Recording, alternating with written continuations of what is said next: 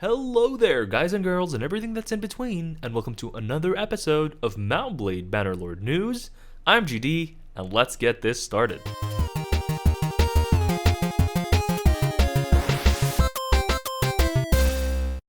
Tellworld's graced us with another developer blog. This is developer blog number 12. In this blog, the focus is time, the passage of time, as well as the economy simulation of the game, and the effects of time on the economy simulation, as well as things like combat and the movement of parties and units around the map. We've known before that Bannerlord is going to be set 200 years before Warband, but we're also told a little bit more information about the map itself. It's essentially going to be a similar map, but expanded. We're going to have the base area that we saw in Warband, but 3 times the size of what it was in Warband, so there are going to be much more areas to expand in the south and the east and the southeast. So you're going to be able to recognize certain topographical features that you know in Warband or in Mount&Blade, and I feel that's really cool. You're essentially in the same world, but you know, it's bigger, there's more things to do, and that really does excite me. In the previous Mount&Blade games,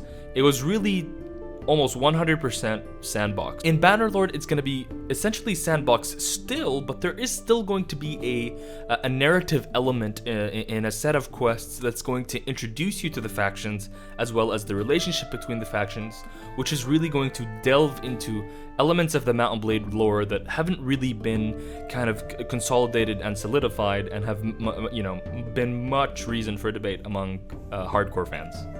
Moving on to the economy simulation, the way it works is there's a 4-tier system of engagement. The first system happens at your villages. Each village is going to produce goods based on the types of production that they have in place. So, for example, sheep farms would have sheep, or cattle farms would have cattle, regular farms would have wheat, you might get cheese from the sheep farm as well, and wool. So there's going to be kind of trees of products that stem from an initial base good.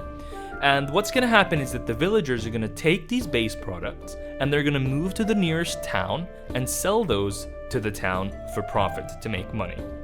After that happens, depending on the town's infrastructure and its ability to process those goods, it might either put them on sale, put the same goods on sale, try to make a little bit of a profit, obviously, or try to process the goods into more materials. So for example, if they get iron from somewhere, they might make tools or weapons, and if they get wood or something, they'll make, shields, what have you. The third level is going to be happening between different towns, and essentially what's going to happen is that caravans are going to be generated to take goods from a certain town and sell it at another town for profit. And as the town becomes richer and stronger and better, they're going to be able to produce more caravans and pick their targets more effectively.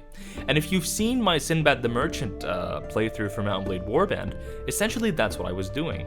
I was looking for products at the cheap and selling them at other places to make a decent profit. So the fourth level is going to be parties, whether it is NPC parties or player parties. And what's cool is that you're going to be able to now directly affect the economy of the game, whether it's you or other lords of other factions, and it's going to become more strategic and more tactical. Now, I know this was in Mount&Blade and Mount&Blade Warband before, but it seems like Tellworlds is putting a little bit more focus on this now, and that taking down a couple of caravans, or maybe spending a week or two in-game chasing one specific trade route and preventing goods from going to, say, from Yalin to Pravin, might affect Pravin or Yalin's wealth significantly. And what kind of ties into this nicely is that Tellworlds have spoken about choke points on the world map, which they've described as being more hilly, more topographical features on the map itself. They want to take the focus away from that and allow you to be able to actually set up ambushes and block mountain passes or bridges or river crossings to essentially affect the economy of the game in a much more distinct way. Going back to the title of the blog, The Passage of Time, time is going to be an important element that's going to determine many things. Firstly, a year in Mount&Blade Bannerlord is going to be split into 12 weeks. And a week, if you've played the previous games, essentially is a day-night cycle, and you go 7 days, and at the end of the 7 days you used to pay your soldiers and your expenses or whatever, right?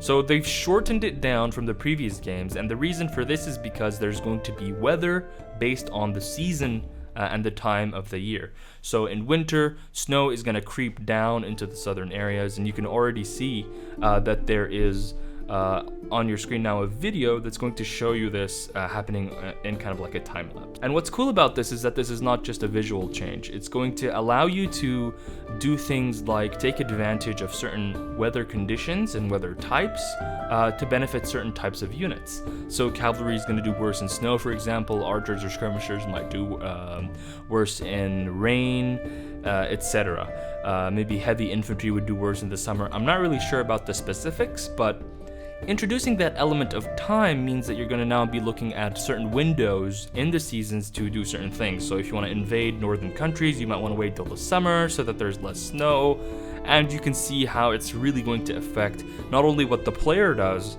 but allow you to kind of anticipate how NPCs are going to be planning their campaigns and moving forward. And that's increasing the sandbox element in this game, and I absolutely love it. With that being said, I hope you guys have enjoyed this episode of Mount&Blade II Bannerlord News. Remember to check out the blog in the description below, subscribe to me on YouTube for more Mount&Blade II news, and follow Tellworlds on Twitter and on Facebook to stay updated to the most recent developer blog. As well, look out for my consolidated what we know so far about Mount&Blade II video coming soon to a YouTube video near you. See you guys later.